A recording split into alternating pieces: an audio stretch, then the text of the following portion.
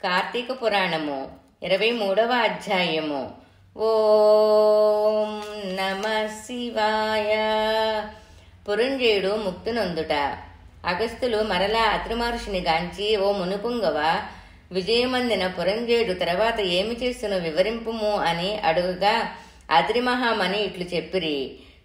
కుంభసంభవ, పురంజయుడు కార్తీక వ్రతాచరణమున వ్రత ప్రభావమున అసమాన బలోపేతుడయ్యి అగ్నిశేషము శత్రుశేషము ఉండకూడదని తెలిసి తన శత్రురాజులనందరినీ ఓడించి నిరాంటంకముగా తన రాజ్యమును ఏలుచుండెను. తన యొక్క విష్ణుభక్తి ప్రభావము వలన గొప్ప పరాక్రమవంతుడు, పవిత్రుడు, సత్యదీక్షా తత్పరుడు, నిరతాన్న దాత, భక్త ప్రియవాది, తేజోవంతుడు, వేదాంగవేత్తి అయి ఉండెను.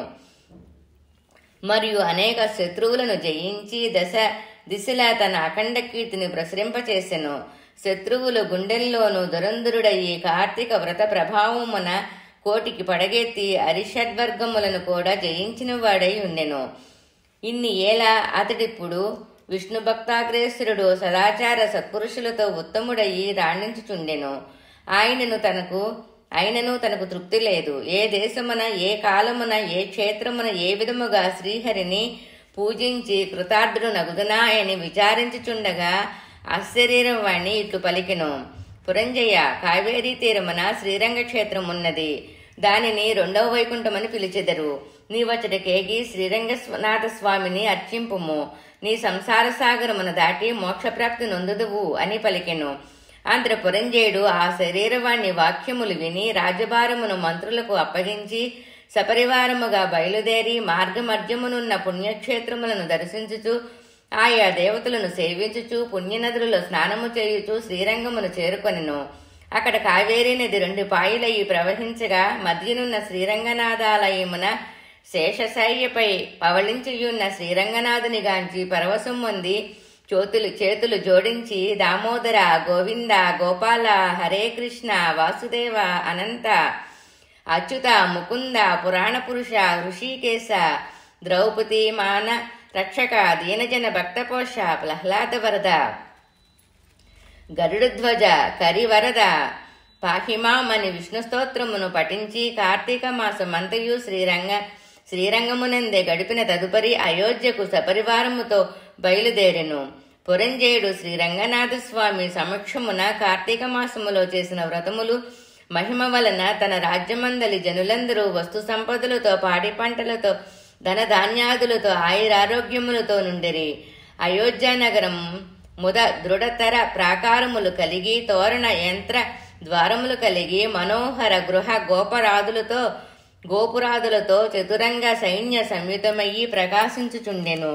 అయోధ్యానగరమునందలి వీరులు యుద్ధ నేర్పరులయ్యి, రాజనీతి కలవారయ్యి, వైరీగర్భ నిర్భేదుకులయ్యి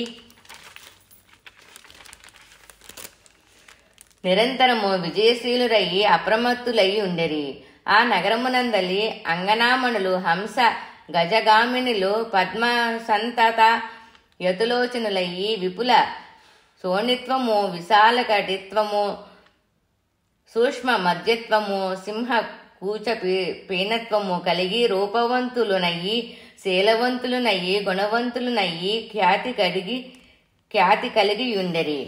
ఆ నగరమునందలి వెలయాండ్రు నృత్య గీత సంగీతాది గాన విశారదులయ్యి, ప్రౌఢులయ్యి, వయోగుణ రూప లావణ్య సంపన్నులయ్యి, సదా చిద్విలాస సాలాంకృత ముఖ శోభితులయ్యి ఉండిరి.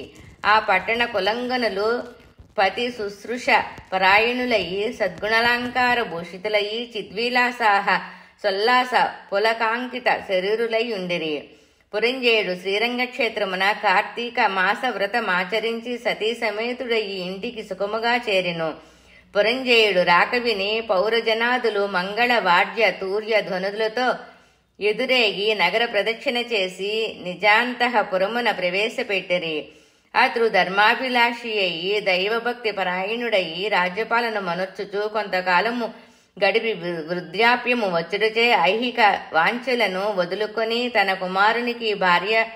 తన కుమారునికి రాజ్యభారము అప్పగించి పట్టాభిషిక్తును చేసి వానప్రశస్తము స్వీకరించి అరణ్యమును కేగెను. అతడ వానప్రస్థాశ్రమమందు కూడా ఏటేటా విధి విధానముగా కార్తీక వ్రతం ఆచరించుచు క్రమక్రమముగా శరీరము ఉడుకుటచే మరణించి వైకుంఠమునకు పోయెను. కాన ఓ అగస్త్య, కార్తీక వ్రతము అత్యంత ఫలప్రదమయ్యి మహాత్యము కలది. దానిని ప్రతివారును ఆచరించవలెను.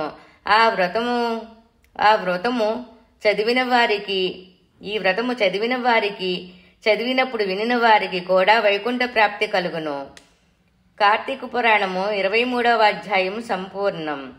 ఓం నమః శివాయ.